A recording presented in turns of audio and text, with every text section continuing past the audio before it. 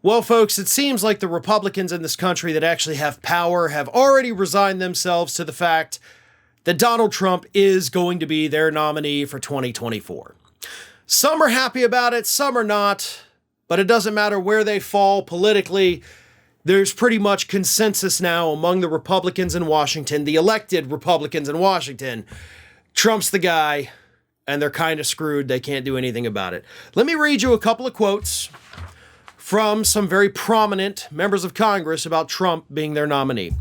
This is according to the Washington Post, as reported by Raw Story. This is Republican Senator Josh Hawley. Trump is going to be the nominee. I think it's inevitable. After what Alvin Bragg did, I think Donald Trump is absolutely going to be the nominee, and yeah, I'll support him. Of course you will.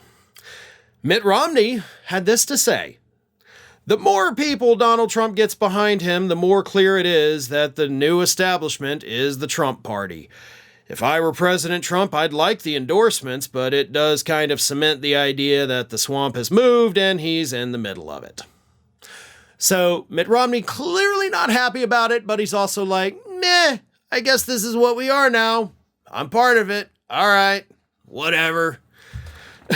Lindsey Graham. Trump has certainly moved forward, and it looks like DeSantis is stagnant. Now, Lindsey Graham, of course, has already come out and endorsed Donald Trump, but we are starting to see, starting last week, we've had more and more and more and more Republicans in D.C. come out and endorse Donald Trump. And so that's why these fellas are basically out there saying, listen, it's kind of done. You look at the polls, you look at everything, it's going to be Trump. And I think they're right. Even if Trump skips the debates, which he's, of course, threatened to do now, he's probably still going to win.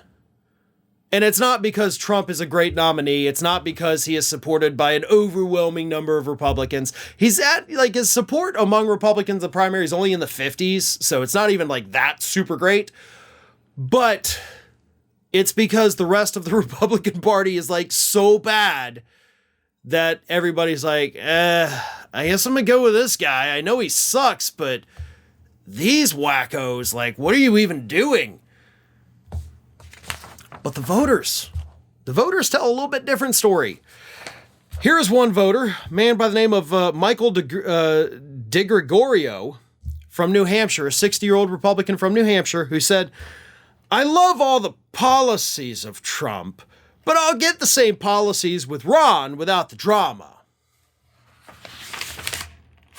You know what? It's quotes like that where I'm like, told you for years now, because there's no policy difference with any of these Republicans. It's just some of them don't like when it comes from Trump. They would rather see it come from somebody like Ron DeSantis, who, according to this dude, there's no drama. Really? You don't watch the news at all, do you, bud? Totally no drama surrounding Ron DeSantis, right?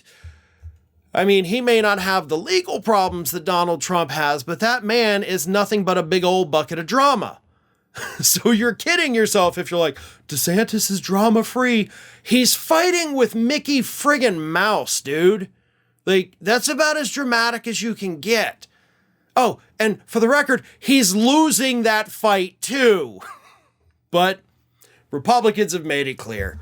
They like Trump's policies, and whether or not they like him is irrelevant because they've all pretty much given up and they accept the fact that he is their guy. But more importantly, he is, as Mitt Romney said, the new establishment.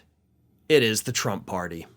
Ring of Fire has fresh content 7 days a week, so if you want to be reminded about it, don't forget to subscribe to the channel, hit the little bell to be notified every time a new video goes up.